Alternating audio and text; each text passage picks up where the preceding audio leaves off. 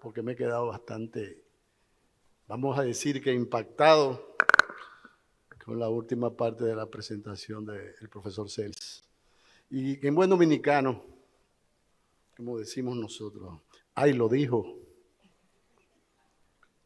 importante estos planteamientos. Pienso que es necesario oír a maestros como el profesor Celis, que nos permite poder reconocer lo que la ciencia médica, la evidencia científica plantea en estos temas.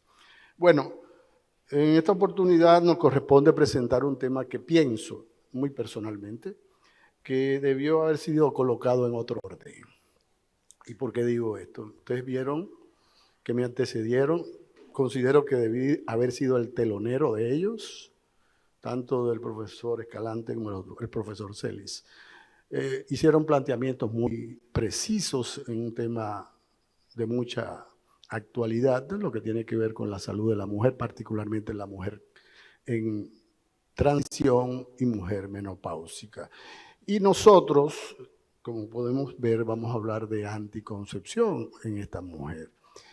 Ellos hablaron de terapia de reemplazo hormonal, terapia hormonal de la menopausia y demás. Sin embargo, esta etapa no libera a la mujer de manera precisa de lo que pudiera ser un embarazo.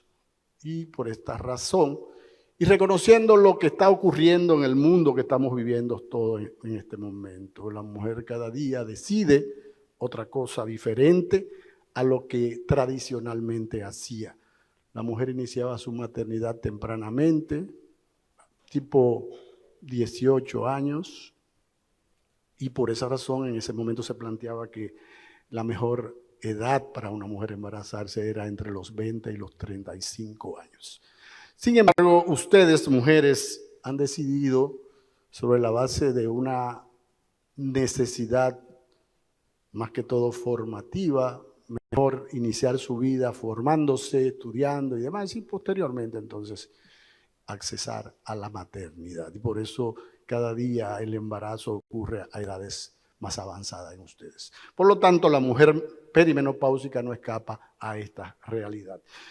Recordar que no tengo ningún conflicto de interés, como decimos siempre, y particularmente cuál es el objetivo, más que todo presentarles un análisis sobre los anticonceptivos en mujeres en transición, y debemos también saber, conocer cuándo, que es muy importante, porque es una de las preguntas obligadas en este tipo de foros regularmente, cuándo hacer el switch de anticoncepción en una mujer en transición hacia un tratamiento, una terapia de reemplazo hormonal de manera particular.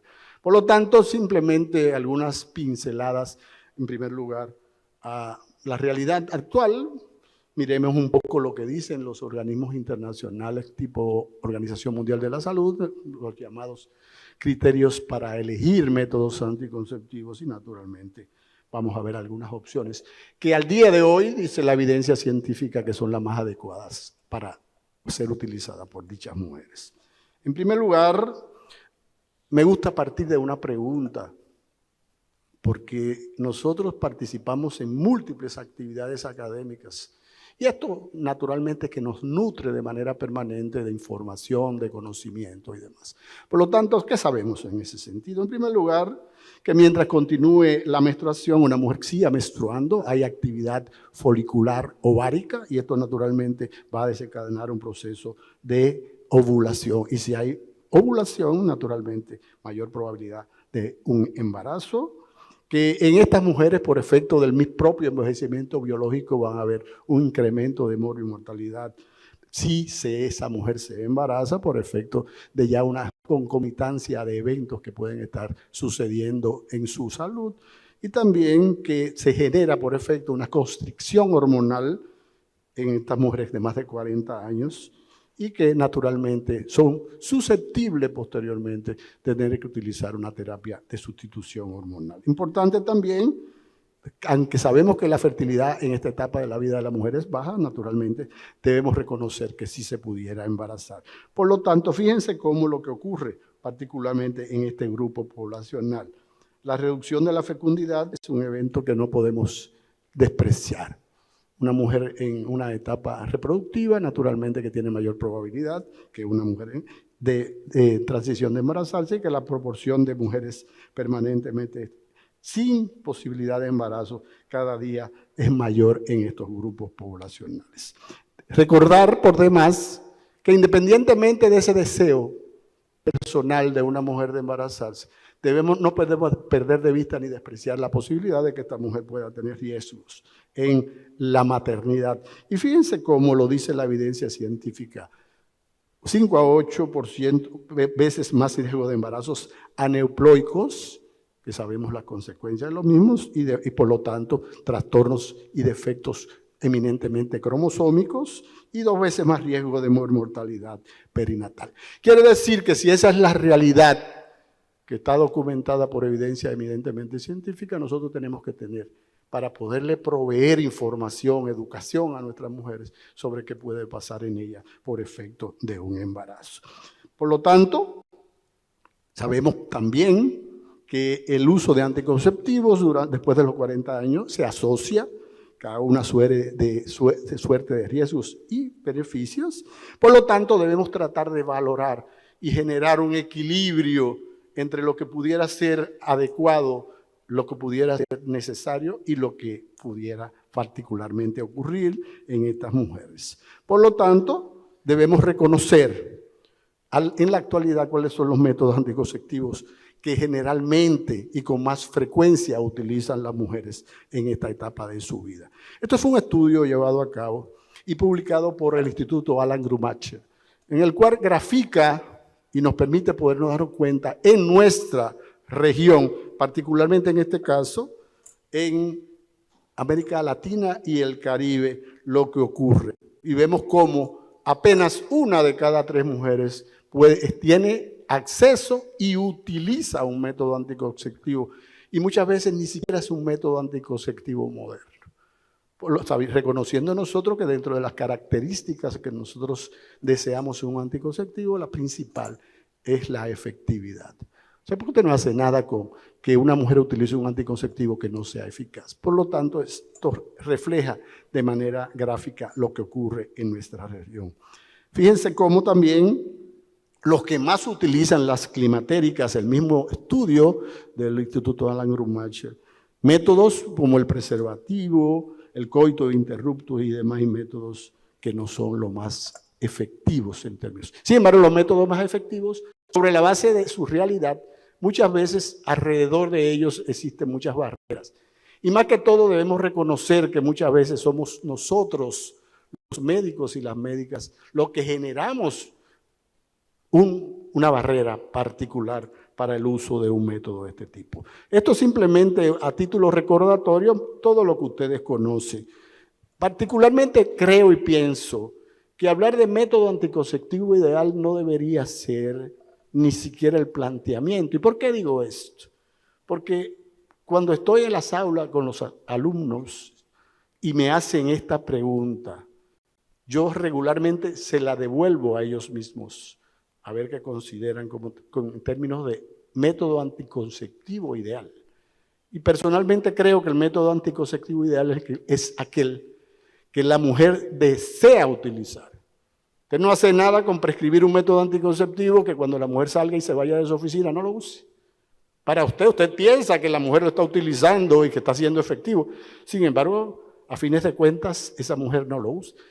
Sin embargo, ¿qué se sabe y qué dice la evidencia científica? Que el mejor método es el que la mujer decide utilizar, porque sí lo va a utilizar de manera correcta y va a hacer un uso correcto de ese método. Por lo tanto, vemos que aquí, en una suerte de cosas que nosotros siempre pretendemos esperar, que provea un método anticonceptivo, todas estas que ustedes están viendo aquí, de manera particular.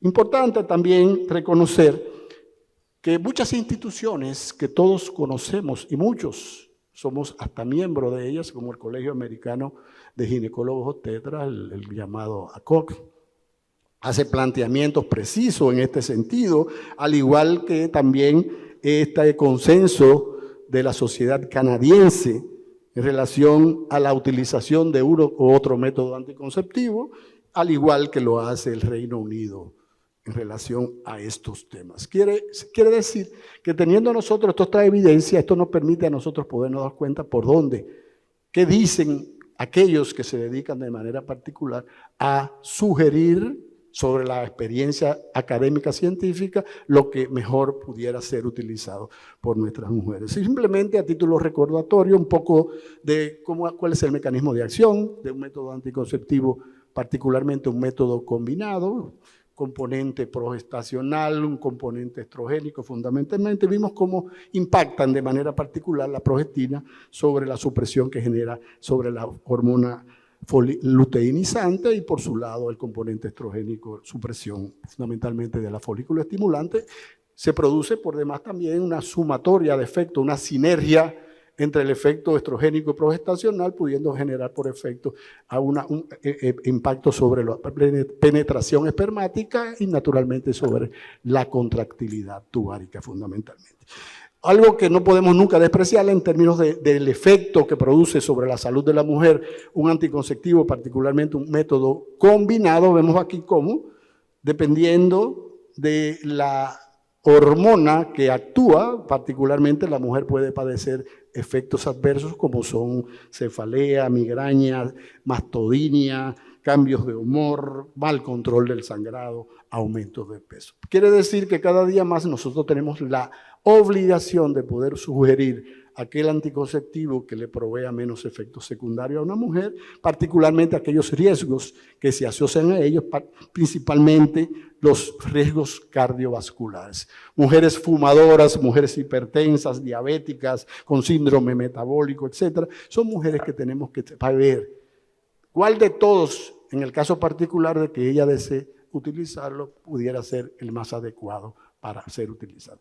Naturalmente que se le asocian implicaciones clínicas a los combinados orales, como ustedes pueden ver ahí, mayor riesgo trombótico, también mayor riesgo de cambios metabólicos, también en lo que tiene que ver con la efectividad de dicho método. Esto es un estudio llevado a cabo por la Sociedad Alemana de Endocrinología que nos permite darnos cuenta en ese universo de pacientes.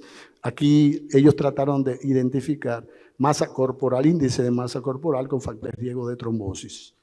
Todos sabemos, y esto está muy bien documentado en la literatura, que la probabilidad de efecto a nivel de lo que es la cascada de la coagulación, derivándose en una posible trombosis posterior, tiene que ver con el componente estrogénico principalmente.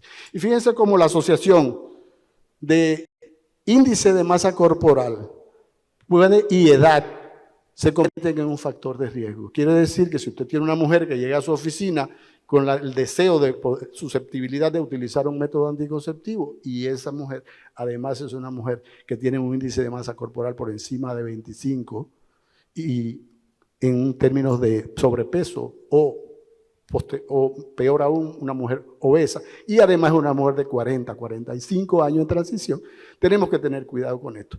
Y no podemos perder de vista el hecho de lo que estamos viviendo hoy en día. Recordemos que estamos en una etapa post-COVID y todos sabemos que uno de los grandes problemas inicialmente relacionados con el COVID tenía que ver con el problema de coagulación de la persona que la padecía. Por lo tanto, si usted tiene una mujer que ha padecido COVID, que tiene factores de riesgo, que además ella hay que cuidarle esos riesgos cardiovasculares propios de su edad, ¿cuál de todo pudiera ser la mejor opción? Y naturalmente que la evidencia lo plantea. Ustedes ven aquí en esta gráfica como aquellos métodos combinados, todos atraviesan la línea de Mohs. Quiere decir que tienen mayor riesgo. Sin embargo, los compuestos que están eminentemente conformados por progestinas, sin embargo, todos están por debajo.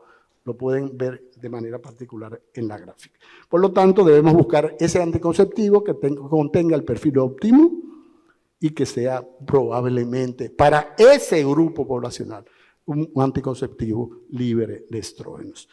Recordemos por demás, es simplemente para para refrescar esa parte, los criterios de elegibilidad de la Organización Mundial de la Salud, que es la que nos plantea la forma correcta, adecuada en que nosotros debemos considerar el uso de un anticonceptivos. Vemos aquí todo lo que ustedes conocen por demás, simplemente para poderlos mencionar. Y para finalizar mi presentación, y por eso decía al principio de la misma, que entendía razonable, yo personalmente, que debido haber sido, y lo repito, el telonero de estos dos grandes maestros, porque de lo que yo he presentado hasta ahora, debimos haber pasado a lo que presentaron ellos, que es la terapia hormonal en la menopausia. Y por lo tanto, debemos, como pregunta muchas veces obligada en este tipo de escenarios, hablar de cuándo debemos retirar los métodos anticonceptivos en forma segura. Y fíjense que ahí, naturalmente, debemos tomar como referencia la edad media de presentación de la menopausia. Y naturalmente vamos a hacer mediciones ¿de quién? De la hormona folículo estimulante. Todos sabemos que cuando una hormona folículo estimulante se mantiene persistentemente sobre 30 unidades internacionales, y si usted hace mediciones repetidas y obtiene ese valor, muy probablemente ya usted tiene el diagnóstico de una mujer en menopausia. Por lo tanto, se puede suspender con seguridad cuando tenemos 2 mediciones de FSH por encima de 30, cuando hay ausencia de sangrado una vez retirada la anticoncepción, y también en una mujer que ya tiene de manera florida presencia de síntomas vasomotores. Posteriormente también, si es una mujer usuaria de un dispositivo intrauterino, debemos reconocer el momento adecuado. Por lo tanto, suspender la anticoncepción cuando luego de 2 años de amenorrea, mujeres menores de 50 años, y luego de 1 año de amenorrea en una mujer por encima de esa edad, o cuando tenemos 2 mediciones con intervalo de 6 a 8 semanas, con un valor de folículo estimulante por encima de 30. También, si una mujer ya pasó de los 55 años de edad, probablemente nosotros tenemos la presunción de que es una mujer que ya llegó a la menopausia. Simplemente algunas pinceladas sobre aspectos que considero importantísimos tener en consideración para nosotros, independientemente de que para muchos médicos siempre la anticoncepción se considera como un tema como que no aporta información. Sin embargo, considero personalmente que debemos mantenernos actualizados en estos temas para poderle garantizar a nuestras pacientes